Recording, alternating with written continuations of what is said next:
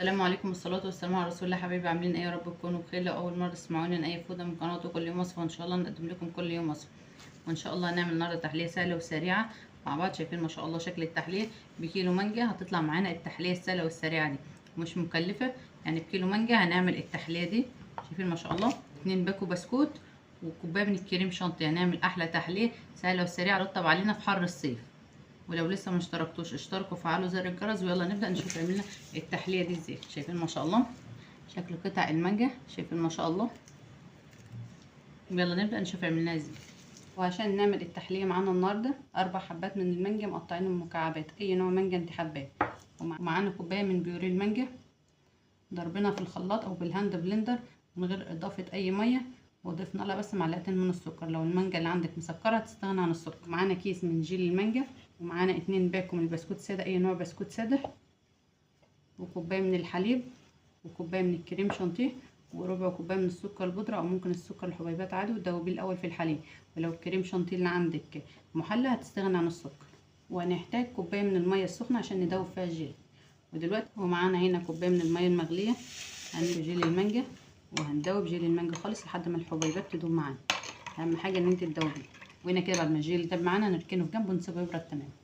ومعانا هنا كده الصينيه اللي هنشتغل فيها، او ممكن قالب من اللي هو بيتفتح من الجنب، او اي صينيه انت حابه تشتغل فيها. حاجه هنضيف البسكوت وهنكسره كده تكسير عشوائي كده بالشكل ده، وهنوزعه في ارضيه الصينيه كده زي ما احنا شايفين كده. حطينا طبقه من البسكوت، هننزل بمكعبات المانجا. بسم الله الرحمن الرحيم. هنوزعها كده على وش البسكوت. الميه اللي هتنزل من المانجا هتطر معانا البسكوت ما احنا شايفين بالشكل ده. وهنا الكيس حاطين او ممكن استرتش عشان ما نيجي نطلع الحاله معانا يبقى سهل في انه يطلع معانا بكل سهوله كده زي ما احنا شايفين. وزعنا مكعبات المانجا، وهنا هنضيف كوبايه الحليب. بسم الله الرحمن الرحيم. وهنضيف عليها ربع كوبايه سكر من الكريم شانتيه. وهنضرب الكريم شانتيه بالمضرب الكهربائي، او ممكن المضرب اليدوي بس بياخد وقت شويه عن المضرب الكهربائي. وهنا كده بعد ما ضربنا الكريم شانتيه وبقى معانا بالشكل ده، استنيت لحد ما جيلي المانجا يبرد خالص زي ما احنا شايفين كده. لازم اهم حاجه يكون بارد خالص. وهنضيفه على الكريم شانتيه. بسم الله، انك انت لو حطيتيه وهو سخن هيسيح معاك الكريم. نضربهم تاني مع بعض كده. بعد ما خلصنا خلط الكريم شانتيه مع جيل المانجا، هو دي كده القوام اللي معانا المظبوط. ان هي لسه هتدخل الفريزر وهتيجي معانا بالشكل ده كده. معانا هنا كده الصينيه اللي احنا حاطين في ارضيتها البسكوت والمانجا. بسم الله، هننزل عليها بالكريمه بالشكل ده. بعد ما نزلنا بالكريمه هنساوي الكريمه كده، وهنديها دقيقتين عشان الكريمه تنزل في قلب المانجا. ونعمل كده بالاسباتيولا عشان الكريمه تنزل في المانجا كده بالشكل ده. تبقى قطع المانجا متغلفه بالكريمه كلها كده.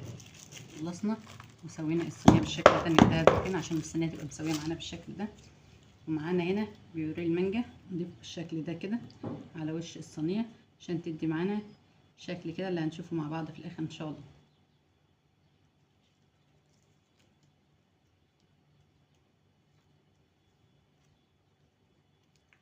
وزي ما قلنا لو المانجا عندك مش مسكره قوي هتحط عليها معلقتين سكر وانت بتضربيها، ومش هتضيفي لها اي ميه. زي ما احنا شايفين كده بقت معانا بالشكل ده. هنعمل فيها اشكال بالشكل ده كده.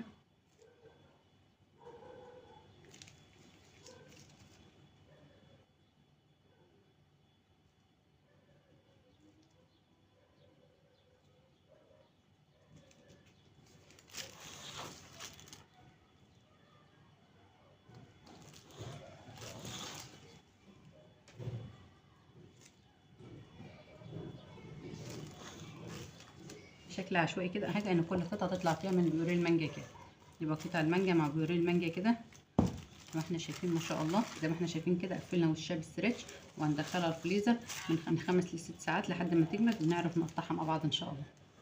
وكده زي ما احنا شايفين مع بعض بعد ما سيبنا وصفتنا 6 ساعات في الفريزر، يعني كيس البلاستيك بيسهل عليك ان هي تطلع معاك كده بكل سهوله. هنطلعها كده. شايفين ما شاء الله؟ شايفين ما شاء الله شكلها؟ شايفين ما شاء الله؟